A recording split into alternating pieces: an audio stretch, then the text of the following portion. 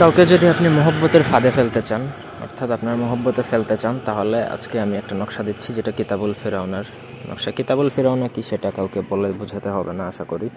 কিতাবুল ফিরাউনে কীরকম কিতাব সেটা যারা এই লাইনে আছে তারা প্রত্যেকেই জানে।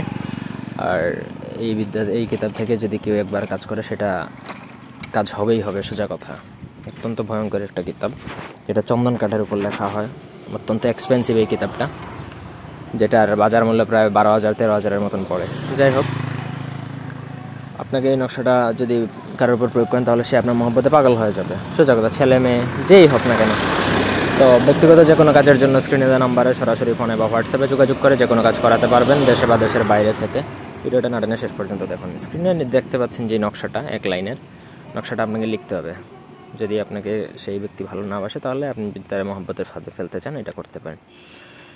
তো এটা হচ্ছে আপনাকে কস্তুরীর কালি দ্বারা লিখতে হবে। কস্তুরীর কালি দ্বারা আপনাকে ভোজপত্রের মধ্যে লিখে অথবা সাদা কাগজেও লিখতে পারবেন, কোনো প্রবলেম নেই। তো নকশাটা আপনার লেখা শেষে নিচে অবশ্যই দুজনের নাম, বাবার নাম, মায়ের নাম লিখবেন। লেখার পরে এভাবে দুইটা নকশা লিখতে হবে। একটা যে কোনো মিষ্টি জাতীয় ফল, সেটা যে কোনো ফল হতে পারে, তবে ফলটা মিষ্টি হতে হবে, বড় এইরকম টক যেন না হয়।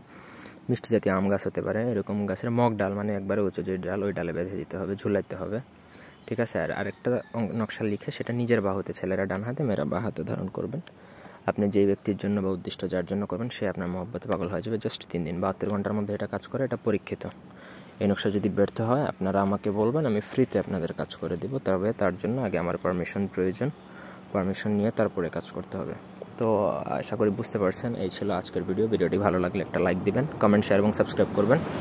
অনুমতির জন্য 10টা কমেন্ট করলে প্রত্যেককে অনুমতি দেওয়া হবে। ধন্যবাদ।